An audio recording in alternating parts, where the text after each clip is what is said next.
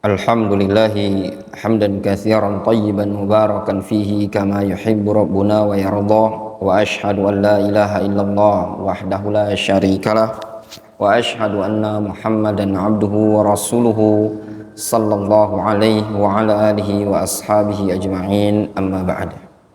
Kita lanjutkan kajian kita dari kitab Syarah Nasihati li Talabatil Ilmi. Qala Syekh Adil Al-Wadi'i hafizahullah ta'ala, qauluhu rahimahullah, pernyataan Syekh Muqbil rahimahullah ta'ala, al-istimrar wal mudawama ala talabil ilmi. Al-istimrar, terus menerus dan berkesinambungan dalam menuntut ilmu. Ini nasihat, diantara nasihat Syekh Muqbil rahimahullah ta'ala, menasihatkan kita semua untuk al-istimrar wal mudawama ala talabil ilmi syar'i. Upaya untuk terus menerus berkesinambungan, tidak putus dari menuntut ilmu syar'i. Ya ikhwan, menuntut ilmu syar'i ini kalau antum betul-betul merasakannya, itu merupakan kenikmatan, ladzah.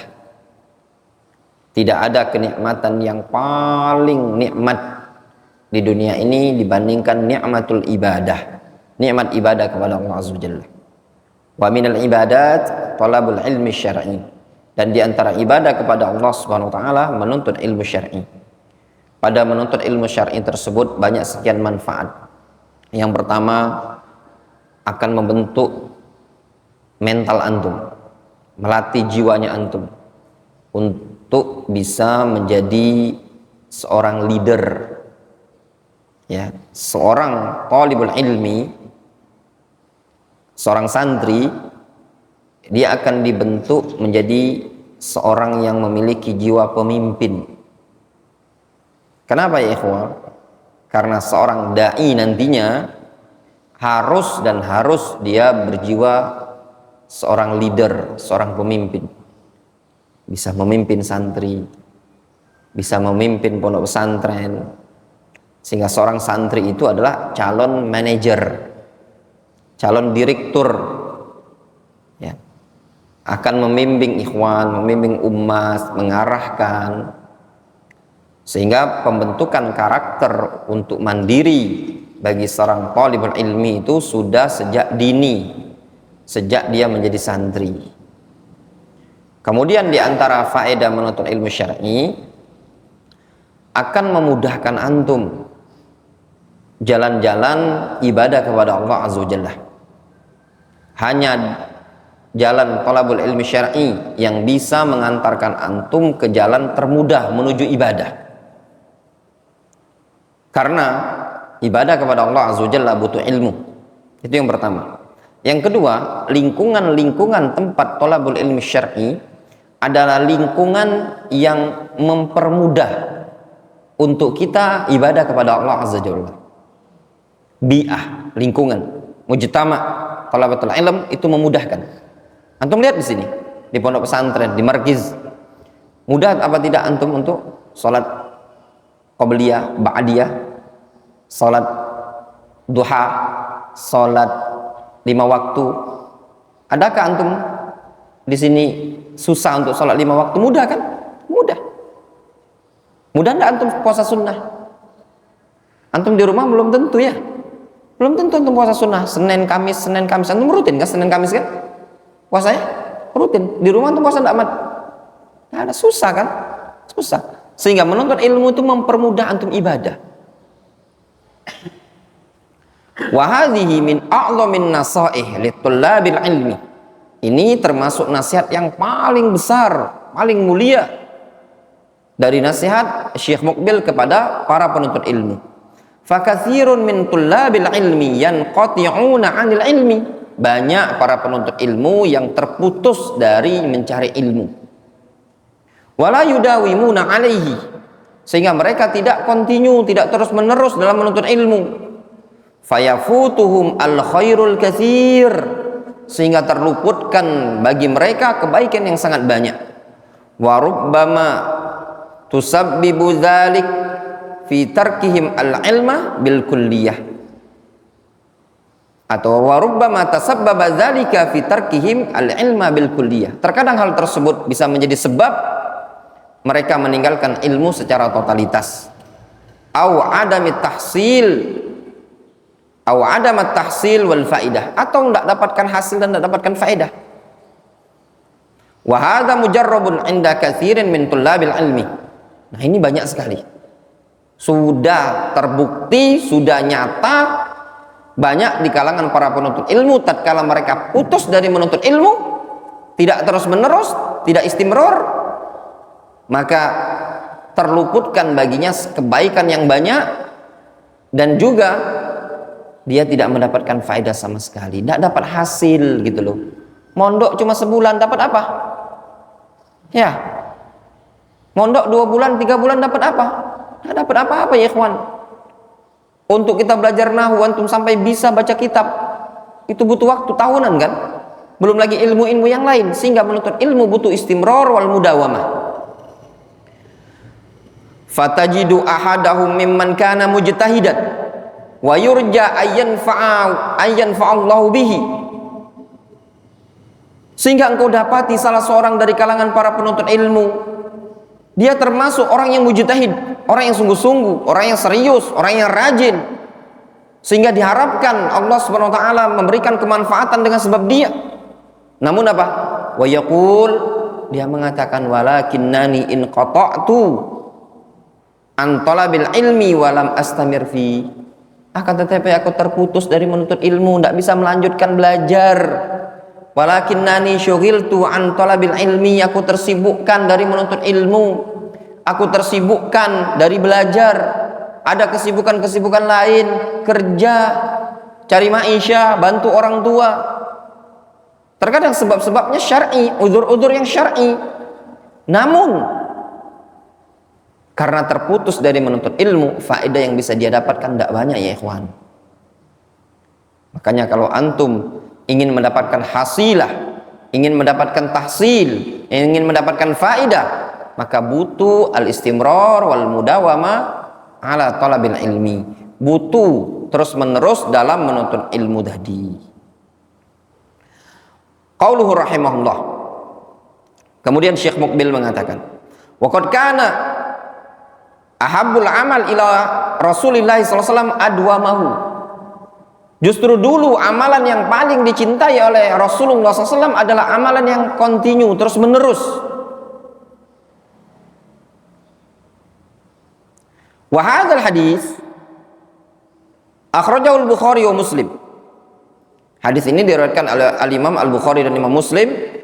Rasul mengatakan, wa'lamu, ketahuilah oleh kalian, anna ahabbal amali ilallahi adwamuhu wa in qallah. Kata Nabi SAW, ketahuilah bahwasanya amalan yang paling dicintai oleh Allah adalah amalan yang terus menerus meskipun sedikit dikerjakannya. Akhrajahu Muslim fi kitabis salah. Ini diriwayatkan Imam Muslim dalam kitabus salah min hadithi Aisyah, dari hadis Aisyah. Wa bawwaba alaihi al-Imam an-Nawawi rahimahullah taala. Al-Imam An-Nawawi menyebutkan bab dalam Sahih Muslim, dalam syarah Sahih Muslim, bab fadilatil amal ad-daim min qiyamil lail wa ghairihi wal amri bil iqtisad fil ibadah. Kata Imam An-Nawawi, bab keutamaan beramal dengan amalan yang kontinu, yang terus menerus dibandingkan qiyamul lail dan yang semisalnya, serta ada perintah untuk sederhana dalam beramal namun kontinu. Biasa saja dia amalannya, tidak terlalu kencang, tidak terlalu ngegas, namun terus menerus. Wa huwa ayyakhudha minha ma yutiq ad-dawam 'alaihi wa amri man kana fis shalah fatarakaha wa lahiqahu malal wa nahwu bi ayatrukaha hatta yazul dzalik. Ya. Di sini terdapat perintah untuk sederhana dalam beribadah, yaitu dia mengambil bagian dari ibadah tersebut yang dia mampu namun terus menerus pada ibadah tadi. Serta di sini terdapat perintah terhadap orang yang dulu biasa sholat kemudian dia tinggalkan, lalu dihampiri oleh kebosanan, kejenuhan atau yang semisalnya, sehingga dia meninggalkannya sampai hilang hal tersebut. Ya, jadi ya ada penting. Tidak mesti seseorang itu kencang, ya. Namun perlu bagi dia untuk terus menerus walaupun sedikit, ya. Walafduhu, lafadz hadisnya adalah wa habbal amal ilallahi adwamuhu wa in qallah. Amalan yang paling dicintai oleh Allah Azza wa Jalla adalah amalan yang terus menerus meskipun sedikit. Hadis akhrajahu al-Bukhari fi kitabil libas babul julus al-hasir wa nahwihi min hadits Aisyah. Wa indal Bukhari an Aisyah radhiyallahu anha marfu'an, "Mah alaikum bima tutiqun fa wallahi la yamallu Allahu hatta tamallu."